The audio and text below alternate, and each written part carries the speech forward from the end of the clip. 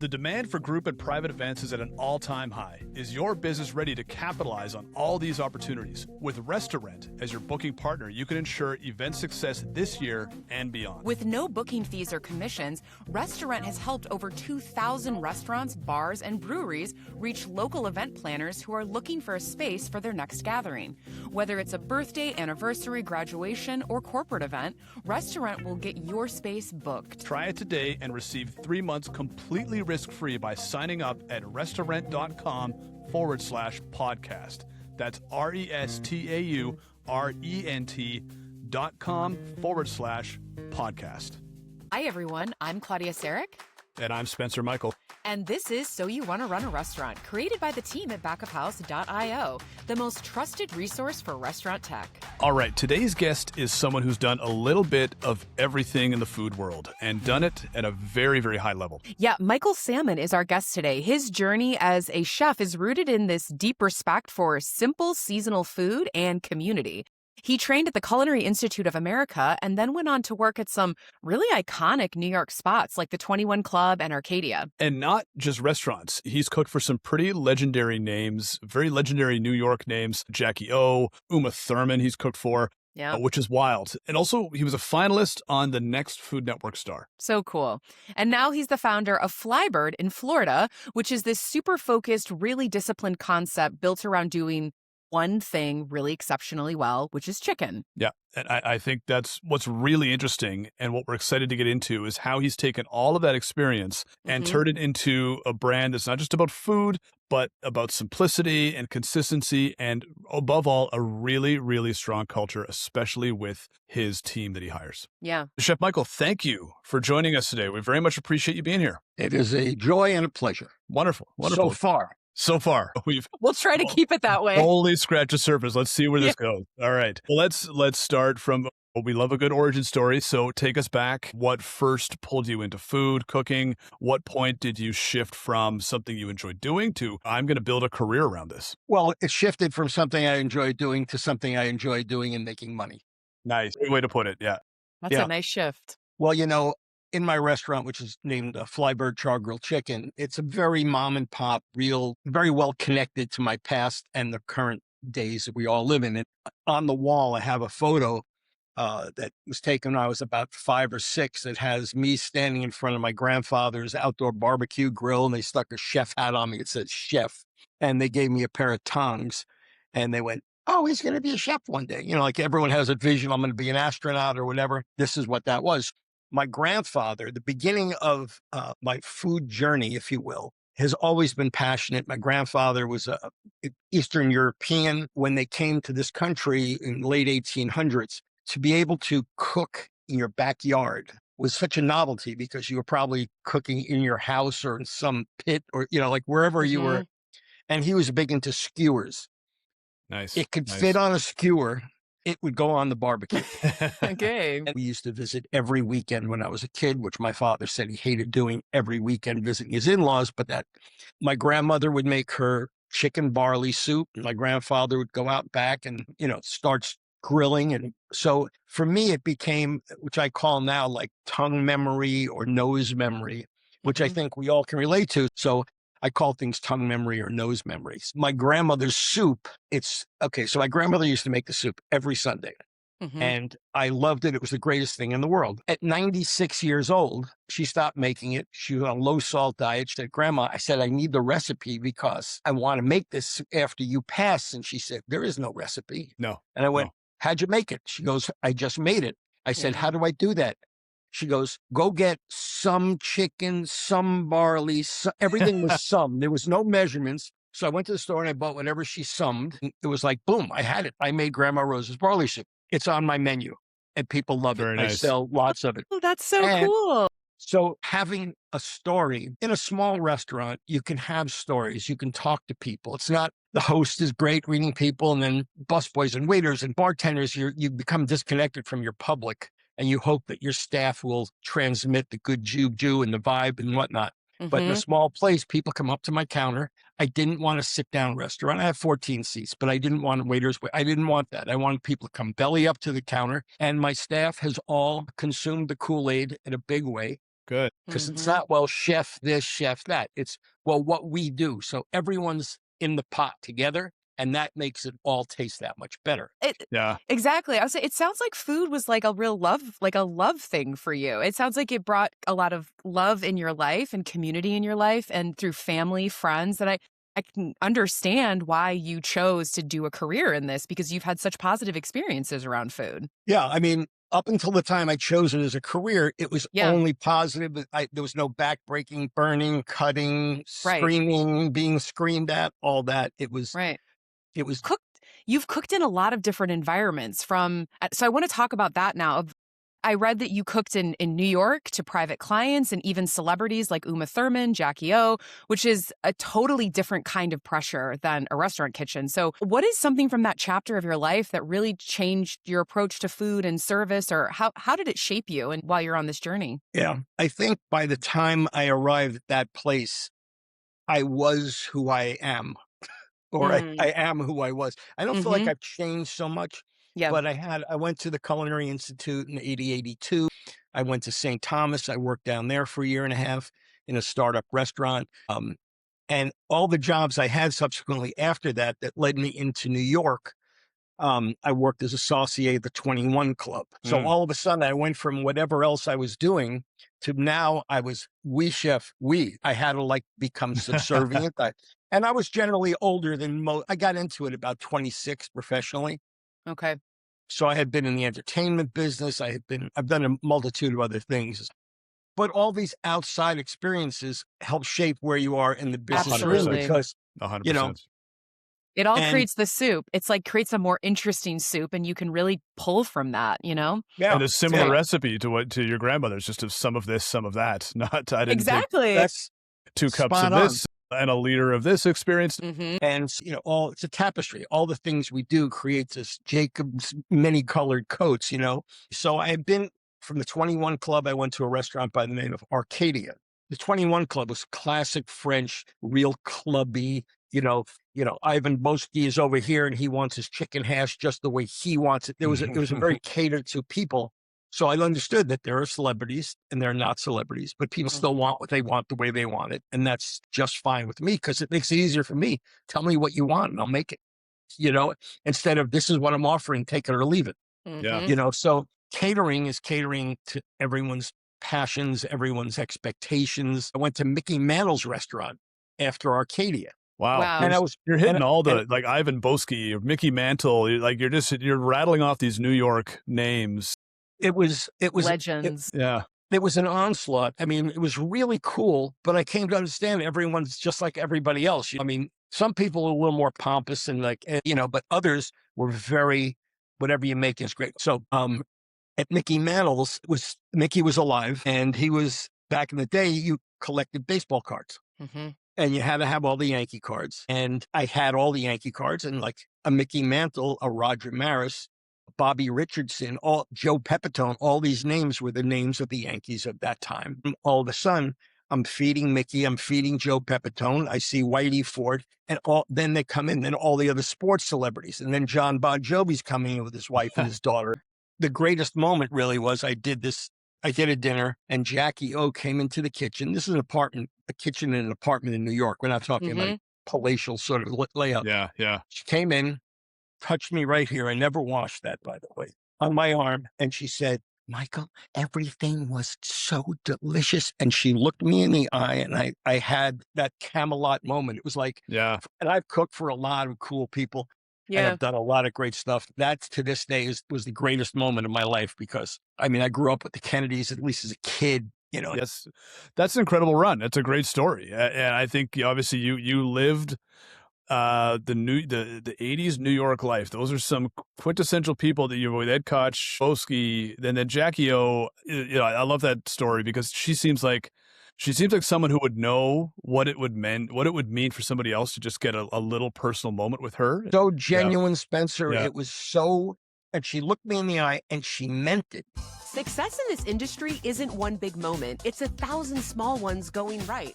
It's the split check that doesn't stall the line and the mid-shift menu edit that actually syncs. At Toast, they're obsessed with precision. While others build for everyone, they build for the chaos of the real world. Their platform is packed with 1,000 little solutions designed to catch bottlenecks before they happen. Get tech built for the way you actually work at pos.toasttab.com.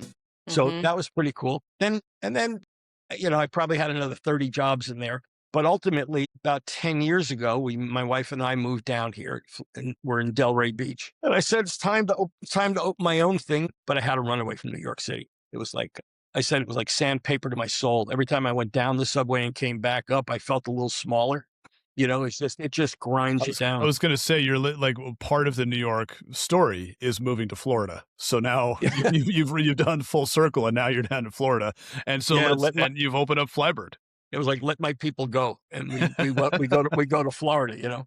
That's right. So I spent a year down here looking for a site, and then we saw the evolution of the delivery services and platform fees and credit card processing and all these layers of things that got in the way of me delivering a chicken for a reasonable price. Yep.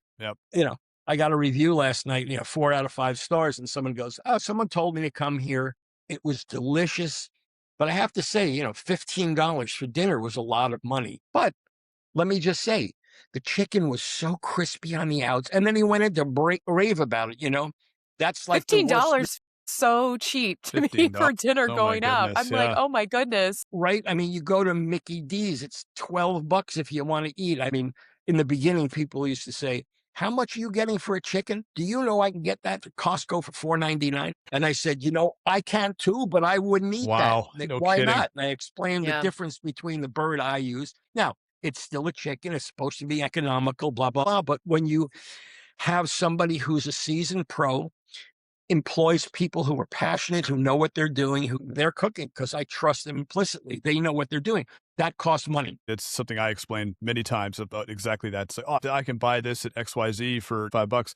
Yeah, go ahead. Buy, pay a lease on a place, hire 5 people, pay the gas bill in the place, pay for the paper and packaging, pay for the seasoning that's on it, and then see how much that costs you to just make, and then how much profit you have to make on top of that. So right. And then you're going to Right. And then you're going to use a credit card. So I got to add 3 or 4%. Yeah, exactly. And 10 I got cents a platform fee, which you got to pay for that. And then you want it delivered. Well, and then they want 20, 30% on my end. Yeah. What a lot of operators do, if you want one of these delivery services, they're going to say, "Well, Mike, we want 20 or 25 or 30% from your end." I go, "Well, I don't have a margin of 20, 25 or 30% to share." Goes right to the customer. Goes right to the customer. If you like, what you do is you create a menu online that reflects the 20 or 30% we're going to charge you. So I go, so now my $50 chicken dinner for 2 is now going to be $65 plus credit card. I said, it won't do it. So I backed off of all of that because I don't want people, they'll take those who want to pay delivery. And I think COVID broke the mold on this because nobody wanted to go out and touch each other. Yeah, totally. It's like, if I want my meal delivered, okay, fine, I'll pay that. Now, I have an app, a Flybird app. People go on the website, they go on the app, they just order, and they don't care how much it costs. And those who have a problem with it either come back because the food's good, or they don't because they don't want to spend $15 for lunch or dinner. I don't have a problem with that. I'm going to do what I got to do, and I try my best to keep it in check. And I constantly am looking at how much things cost and portion size, but the chicken today is the same chicken I started with 7 years ago. It's the same size. Everything is exactly the same. As long as you get that consistency and people go, "Oh, here's my key word, crave." I want people to, you know what? You were closed on Saturday. I was craving. When I hear that, I get really excited that people are craving and they were thinking about my food. And that's what I want people to feel, because you don't think about the dollars of it when you want something with great passion and you have great confidence, Is that why you narrowed the menu? I'm so curious. So you don't do much, but you seem to do it really, really well, and it clearly stands out. And I think about your background and that you were cooking all sorts of dishes for all sorts of people, and then you kind of, the restaurant that you decided to open was quite focused. Because you can't do everything well. You can do what you have total confidence in, that you can leave people. So for me to create a menu and dishes that are locked into just it tastes the same every time. And Mhm. that's what people crave consistency. Yeah. We go out, there's so many restaurants in this town, and because there's this migration between the snowbirds in the north who come down to Florida and have second homes here, and they're starting to go back now because that's just the natural migration of things. They go out and spend $200, $300, $400, $500 as if it's nothing. And I've eaten in some of these restaurants, and you can keep it. Yeah, it's a scene, everyone looks pretty, but you can't put a $60 plate and pasta in front of me and go, well, this is the most amazing thing in the world, because most of the times it's okay.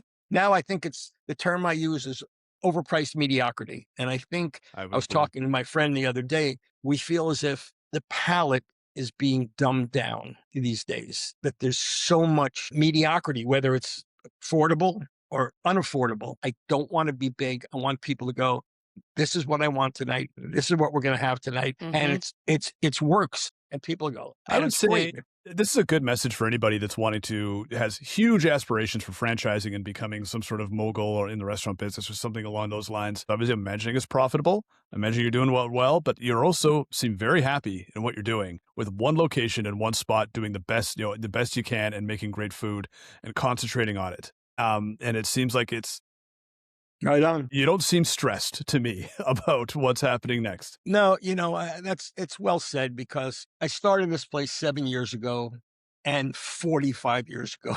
Like there was the seed somewhere. One day I'm Yeah, going to do my yeah, own thing. Yeah, I make money. Like 7 months of the year, I make really good money.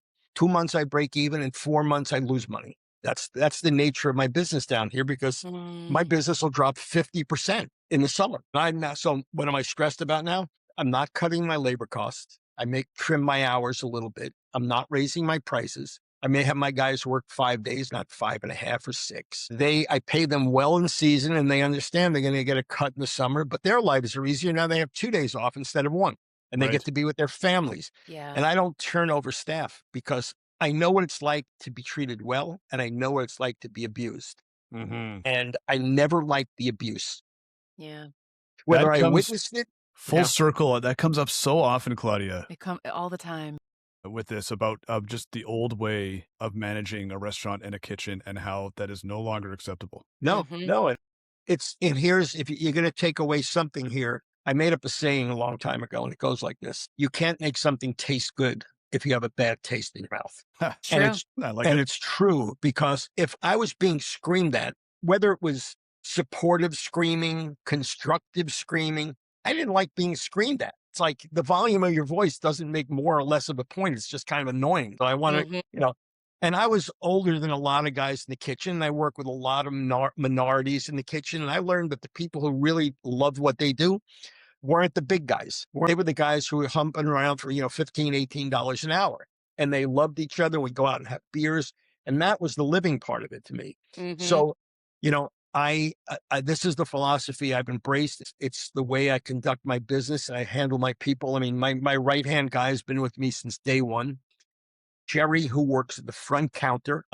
She is your classic old diner waitress. She'll remember your name. She'll remember what you had last time. She's amazing. Shout out to People come in. Shelly. Hey, Shelly. Hey, Yeah. Shelley, thanks for listening. There you go. You got someone out there.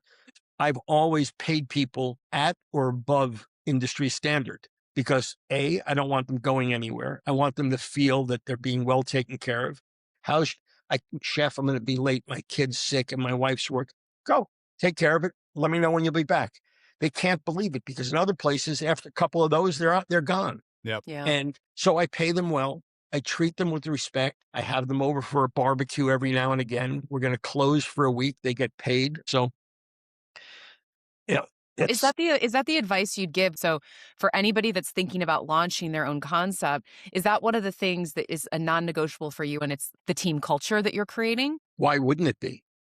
Hmm. Well, Like, I think it's yeah. why would you have, I mean, if you're a big corporation, you come in with a book and you go, here you go, read it. If you have any questions, if not, sign the last page. It goes in your Right. folder, and you're already disconnected from the emotional experience that you want Sure. people to be engaged in. And I've been Mhm. in that environment also. And there's good things about corporations, and you get, 401ks, and you can get all the good stuff that goes with it. But ultimately, I want people who have that good taste in their mouth. I want people who look forward to coming to work. You walk in, I tell people who are looking at the menu in the window, that I go, Hey, have you ever been here before? I go, come on in. No, it's okay. I go, I'm not trying to sell you. Just come in here. And they come in, they go, oh, it smells so good. I go, I'm done. Because when you smell the food on the grill, I do charred broccoli. You'd think I reinvented something or I invented something, but I char broccoli and it's the number one side dish I have. To other restaurateurs, you take your staff and you make them your family. You don't have to get super, super involved with them, but you want them to believe that if they come to you, they need a cash advance. There's a reason for it. They were uncomfortable to have to ask for it because nobody wants to borrow money or for a loan. It's an uncomfortable position to be in. Yeah. But if you tell them up front, listen, if you ever need anything, I'm right here. You want to take me outside? You want to come into my 5x2 office? That's great. We'll talk about it. And they're comfortable to do that.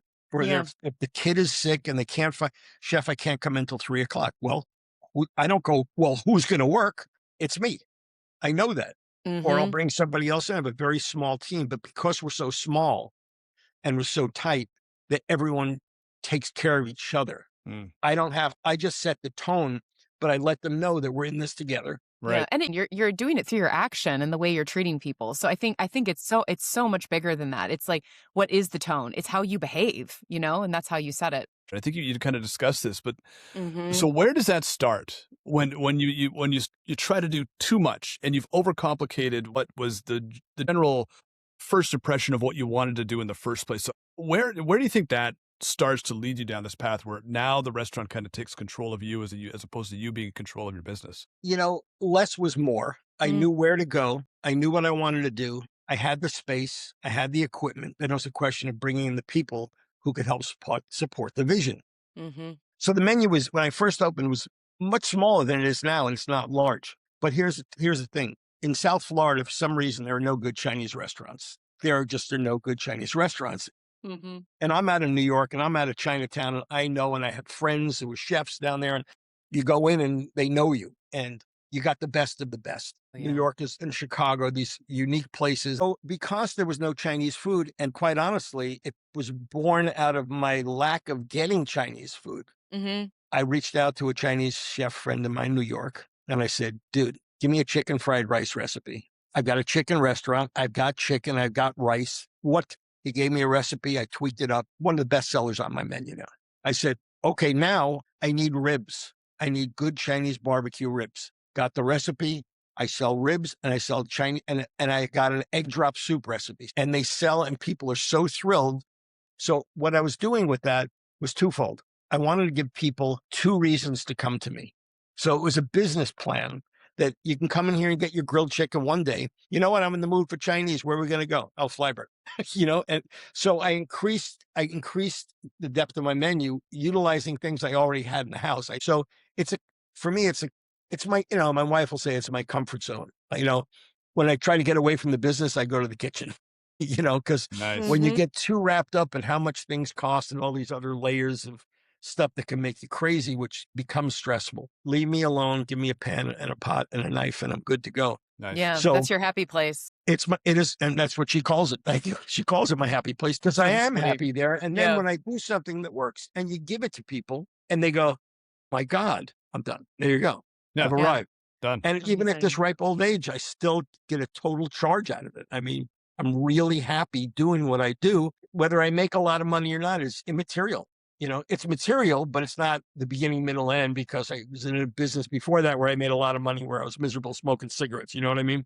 I've always been satiated on so much good juju stuff. It's just like, I was going to say, it sounds like you're satiated not just on the food, but on the vibes as well, which is what a cool end to the story. I mean, and your story continues as well. Very cool. Very cool. All right. Well, so for your listeners, anyone who calls in and mentions the show, they can get a 50% discount today only. Perfect. Oh, perfect. There we are. Nice. Here we are. All right. We are going to go to our little on the fly round. I need 2 on the fly. Spencer, do you want to kick us off? Yeah. What one thing that restaurants waste too much money on right now? One thing that restaurants waste too much money on: human resources. Plenty of HR people just cringing at that, but yes, I agree. You don't need so much. Yeah. Yeah. It's just layers and layers and layers when it's so easy. Now, there is good need to have rules and regulations, to be respectful to one another. I'm not opposed to that, but sometimes it's just, in my experience, it's just my experience. It's too much. Yeah, Yeah. I get it. What's the first thing you look for when walking into another restaurant? First, the greeting I get by the first person who sees me. I love We that. talked about that on the Love last that. episode too, how important it is that It the sets first the tone. person. That's exactly what we said. It sets the tone for everything. Yep. Yeah. Yep. I Yeah. talked about, I think it was, I was at a restaurant and there was nobody at the front because they were busy. But someone who walked by turned around and said, "Hey, thanks for coming in. We're going to be right there." I'm like, done. That's it. That took less than a second, and we feel like we're taken care of and we're happy. Yep. And You were, been you were acknowledged. seen. You were seen. Yep. You were seen. Exactly. And Yeah. everybody wants to be seen. All right. If True. you had to start Flybird over again tomorrow, what is one thing? I can imagine you probably wouldn't, but what is one thing that you might do differently? He might add Chinese food sooner, Spencer. Exactly. Sure. You know, I made one major miscalculation here, and I did not anticipate the seasonal drop here. So where I said I make good money 7 months, I break even a couple, then I give back for 3 months. The giving back part has been the hardest part for me. Not because like I have to go in my pocket to supplement, and I've done that, and I make it through, and then I come back out ahead, and sometime in March, I'm in the black again from the year before. Now Right. I'm about to go into the same season, and I've stepped back from my 7 years of experience as I go into year 8, and I go, all right, Michael, you've been here long enough. You're a seasoned pro. You're old enough. You're wise enough. You've seen enough. You've heard enough. You've been beaten up. You've been kissed. How do you stop this? How do you change courses? And I tell you, I'm sitting here, I got more papers and seeing, but I have to stop and step away from my own experience of myself and reinvent how I am to myself so I can see things differently.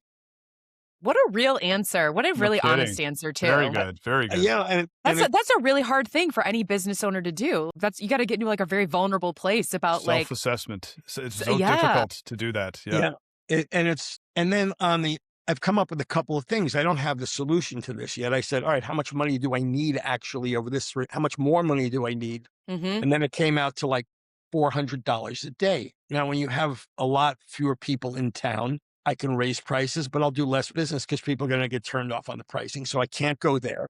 I can offer new things on the menu to get them upsell. So now I'm putting egg rolls on that are going to have shrimp and my char siu. And then I ate 7 of them this weekend with my wife because I want to see how they stayed over a few days. I'm glad you qualified that. I had 7 of them. Hold on. There was somebody else with my me. wife. Somebody, I didn't have them all. Oh, you I can't love just egg come up. rolls. I might have eaten all 7. I have to tell you. And by the way, they were freaking awesome, but Exactly. you can't just make it and go, oh, that's good. Put it on the menu. I had to put it in the refrigerator and let it sit there for a couple of days because I'm not going to make it every single day. I'll make it every couple of 2-3 days. So that gives people an opportunity to go, oh, I didn't know you had egg rolls. You want to try one? I'll give anyone, you walk in like first timers. I go, if you see something on that menu board you want to taste it, I can give it to you. Let me know. Wow. And people are like, that is hospitality right there. Because we talk about this a lot. I'm like the drug dealer, you know, you're free. Your first hit's the first taste. You know what I mean? It's on me. And then It if works, I get you though. Right. And It works. Yes. So we used to do this when I worked in a chocolate store. We'd always sample out anything you wanted because we knew that once they tasted the chocolate, they were absolutely gonna walk out with a box or a giant bag of truffles or whatever you wanted. I mean, it absolutely works. And I think that people also feel guilty if they don't. Once you give them something for free, I think there's like an obligation. Hey, I did my thing. Now you got to do yours and buy. Yeah, exactly. Exactly. All right. Last question here. What's your hot take for the restaurant industry right now? Periodically over the course of my life, businesses do really well. There's a bubble. And for whatever the reasons are, call it politics, call it war, call it whatever. Yeah. There's a correction in the market. And when that correction happens, people's spending dollars start to change how they're going to do things. So they start holding on. I feel now that we're due for a correction, you know? So I think that restaurants who are putting out these $50, $60 plates of tomato sauce pasta, and I'm not trying to minimize that, but people have to charge because the rents are crazy on the main avenue here. Restaurants have to do 12, 15 million. I don't see how it's possible in the period of time that I've been here. I know how long the season lasts and they turn over, but I think we're due for a correction. I think COVID was the last correction we had. Yeah. When people stayed home, that's when the DoorDashes, Uber Eats, Grubhubs, all these guys, came to the forefront, charging fees because people still wanted goods, but they didn't want to go out and touch and smell and breathe other people, kind of thing, right? True. So Yeah. that's set, and down here at least, real estate's values just skyrocketed. Prices in restaurants went up, and I feel now we're kind of at that moment again. Yeah. And I'm not a doomsayer at all. I will stay the course as best I can, even if it means the end of the business, because once it becomes so much work and so hard and stressful, as we talked about at the top of this conversation, I'm out. Because the passion and the love of it disappears, and there's no tongue memory. It's only going to be pocket pain, and I don't want that, because when you touch the community responds accordingly. That to me is worth everything. Once that's gone, not interested. So what's the hot What a take? good message. That is a good message to land to land on in the end here. Once the community, the community aspect, which is what we talk about all the time on this show, is that so many people get into this to support their community, hire their community, and serve their community. I mean, when you think about hospitality and service, that's what it's all about. It's the people, all about the people. Why do you go to a restaurant? It's like, even if you go by yourself and you just want to sit at the bar by yourself, you're going because you want to be out in the world and be around people and be in community. So I think my hope too is that there is a correction around this. I agree with you. And I hope we don't lose sight of the human aspect of it. Yeah, I appreciate that. Thank you. And, I've really enjoyed just talking with you guys. It's been nice. It's good to hear me say stuff I usually don't say out loud, Well, we appreciate you sharing your story with us today. Yeah, very much so. Yeah, you have such an interesting background. Thanks. It's been a joy. I appreciate it. So big thank you to Chef Michael there. And which brings us to the end of season 5. And we've got some bittersweet news happening. Yes. Claudia, take it away. Yes, it's bittersweet, but this is going to be my last season of the podcast. I just want to say that co-hosting and producing these past 5 seasons has really meant so much to me. I've loved every moment. I'm really grateful to all of our guests, and I'm super excited for stepping into some new things and what's ahead for me. So thank you to everyone. You will be missed so much, and we will try to carry on without you. Yes, and I'm going to miss you too, Spencer. Thanks for being such a great co-host for the last couple seasons. It's been fantastic, and I look forward to the next chapter. And don't be a stranger. Come on back. Thank you. Thank you. So You Want to Run a Restaurant is created by Back of House, produced and hosted by Claudia Sarek, with Nick Florick as executive producer. Marketing by Hillary Young and Ashley Dunn. Creative by Manisha Kishenchand. And live production by Sarah Heemstra. And of course me, your co-host, Spencer Michael. For more information, visit backofhouse.io/podcast.